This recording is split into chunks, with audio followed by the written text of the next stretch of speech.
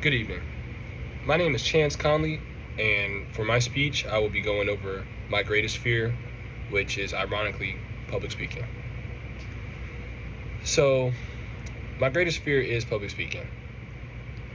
It isn't things like talking to my family or, friends or even a little group of friends or family. It's more so talking to large crowds. I've always had an issue with that, and I've always been extremely nervous with it. And it's not something that I've really always had. It more so started to develop as I got a little older, like from middle school to around high school. And it really started, I can say, ninth grade. So ninth grade, I remember having a spelling bee, and I was extremely unprepared for it. Didn't really study, didn't really read up on some words that I thought were going to be on there. And the day came, and it was time for the spelling bee, and we were in the second to last round. I was doing pretty good, winging it, just sticking to my gun, sticking to what I know. And I forget the word to this day, but I remember just stuttering and stammering over it. And I remember hearing people smirking and like laughing. And to this day, that day is like stuck with me. I vividly just remember the laughing and the smirking, and ever since then I've had an extreme issue with it. I never really let it go. So my most recent encounter that I had with public speaking was at the Leadership Summit for the Southern Heritage Classic. So I'm on student government, and ironically my position is public relations director. And with that, I do a lot of public facing things. So no one really expects me to be bad with public speaking, but I am, unashamedly.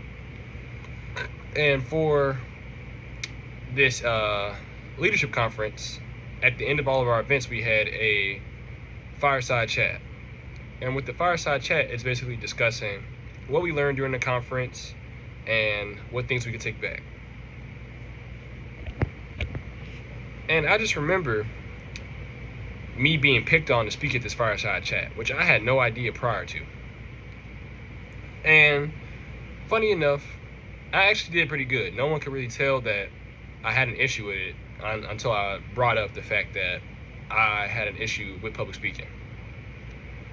My second time dealing with this was at church. So I was at a church up the street from here, and it was time for us to introduce ourselves as new people to the church, like guests or whatever. And I just remember speaking and introducing myself, and I remember my heart racing. And I was just asking myself, like, how could my heart be racing at something this, simple? But I just stuck with it, and I continued to speak and just introduce myself, and that went good. And I also deal with other things like this from the day-to-day basis, such as campaigning for student government, telling people to come out to events, doing commercials. If you've seen me on the student government Instagram page, you'll know that I do a lot of the, front-facing commercials. So it's something that I deal with a lot on the day-to-day basis. So, coping. It's definitely an uphill struggle to get over when it comes to public speaking, but I try to cope in many different ways. I first try to prepare while I'm speaking. That way I'm not just out here in the blind. I don't go in with the expectation that people want to see me fail. I go in with the expectation that people want to see me succeed. So it helps me not feel nervous whenever I'm speaking to the public. I spend a lot of time also practicing in front of my mirror, which you can see behind me. And I use like common techniques. Like I imagine everybody is just, no one knows you mess up. So that's what I think in my head. So, and my greatest fear, once again, is public speaking. It stemmed from a spelling bee, but I try not to let that define me anymore. And I continue to work on it every day, whether it be just small little social gatherings and settings like that. And I continue to work on it by practicing, like I said earlier, with things like my mirror, like talking in my mirror. And I'm committed to learning more and beginning to embrace the fact that one day I will be speaking in front of larger audiences and larger crowds.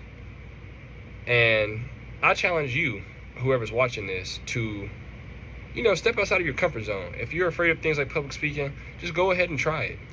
We only have one life, man. You might as well just go ahead and try to do the things you always fear doing, because ultimately those can be the things that uplift you. And I would like to depart on this quote: fear is temporary, but courage lasts forever. Thank you.